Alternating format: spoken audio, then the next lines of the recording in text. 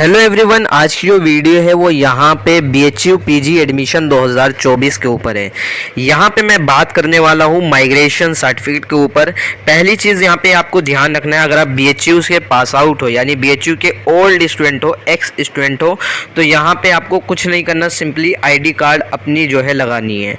यहाँ पे दूसरी चीज़ ये है कि माइग्रेशन वाले जो बच्चे यानी जो दूसरी यूनिवर्सिटी से पास आउट हुए हैं, यानी एक तरीके से वो कभी भी बीएचयू में अभी तक नहीं पढ़े, उन्होंने अंडर ग्रेजुएशन कोर्स बीएचयू से नहीं किया है, ठीक है।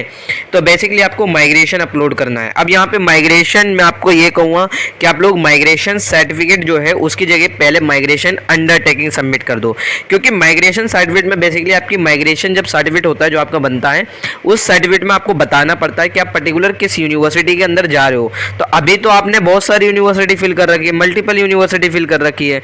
अब आप पर्टिकुलर सर्टिफिकेट जो है आपको एक ही दो बार मिलता है, बार बार नहीं मिलेगा आपकी यूनिवर्सिटी से, ठीक है। तो आप क्या करो, अंडरटेकिंग सबमिट कर दो। जब आपको फाइनल एडमिशन बीएचयू के अंदर हो जाएगा, देन आप लोगों से जब फिजिकल वेरिफिकेशन होगा डॉक्यूमेंट का, देन उसके बाद ही आपको माइग्रेशन सर्टिफिकेट तब मांगा जाएगा। अदरवाइज अभी आप लोग माइग्रेशन की अंडरटेकिंग दे सकते हो। अंडरटेकिंग का मतलब ये है कि आप लोग जब आपका फाइनल एडमिशन हो जाएगा, जब फाइनल एडमिशन बीएचयू के अंदर हो जाएगा, उसके कुछ दिनों बाद जब भी वो रिपोर्टिंग करवाते हैं आपसे, जैसे ही रिपोर्टिंग होती है, रिपोर्टिंग के टाइम पे आपके सारे ओरिजिनल डॉक्यूमेंट्स होने चाहिए, देन उसमें आपका माइग्रेशन सर्टिफिकेट होना चाहिए, ठीक है। तो माइग्रेशन सर्टिफिकेट उस टाइम पे होना चाहिए।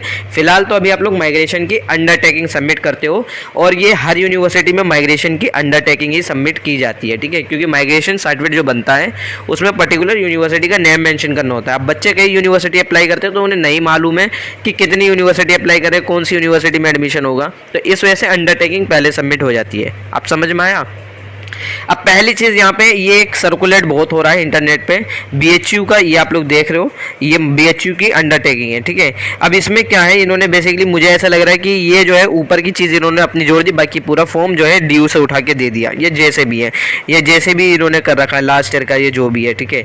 अगर मैं आप ये वाला अंडरटेकिंग फॉर्म फिल करूँ या ना करूँ, ये आपकी चॉइस है, लेकिन इसे मैं पूरे, अगर देखो आपने फिल कर दिया, सबमिट कर दिया अपना, तो कोई इशू नहीं है। लेकिन अगर अभी फॉर्म आपने नहीं फिल किया है, तब मैं ये कहूँगा ये वाला डॉक्यूमेंट आपको नहीं लगाना है। क्यों नहीं लगाना? क्योंकि ये ऑफिशियल वेबसाइट पर नहीं है।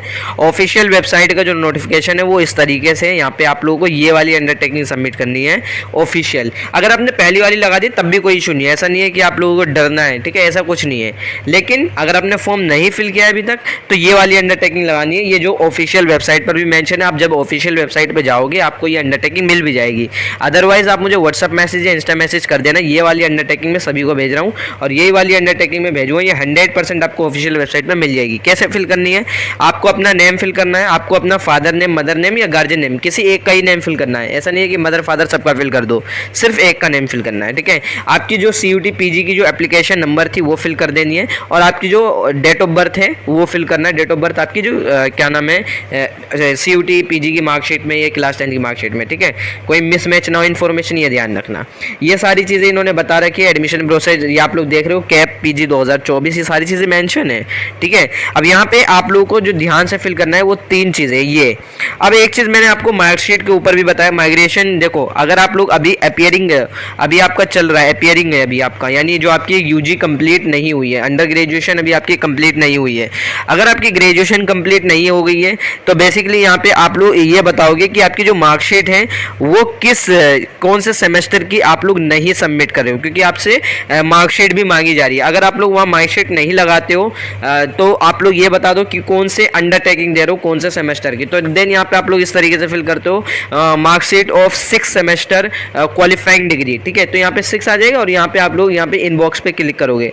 अगर आपको माइग्रेशन पे अपलोड करना है, सिर्फ माइग्रेशन अंडरटेकिंग अपलोड करनी है, तो माइग्रेशन के आगे यहाँ पे इस तरीके से टिक लग जाएगा और कुछ नहीं है, ठीक है।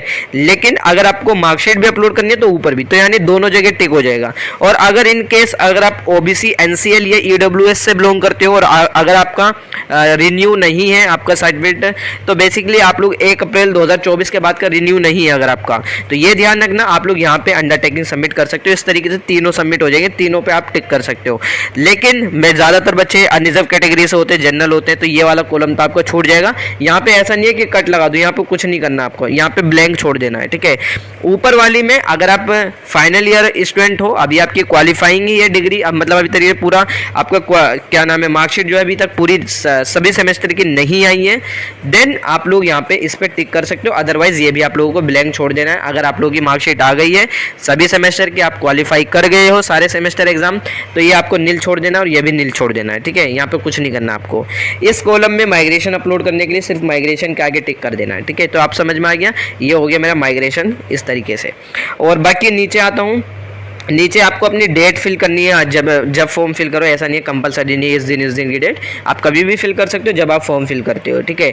दूसरी चीज़ यहाँ पे आपका प्लेस जहाँ से आप रहते हो वहाँ, ठीक है, ओनली प्लेस फिल करना है, ऐसा नहीं है कि पूरा एड्रेस फिल करो, सिर्फ प्लेस नेम फिल करना है, ठीक है।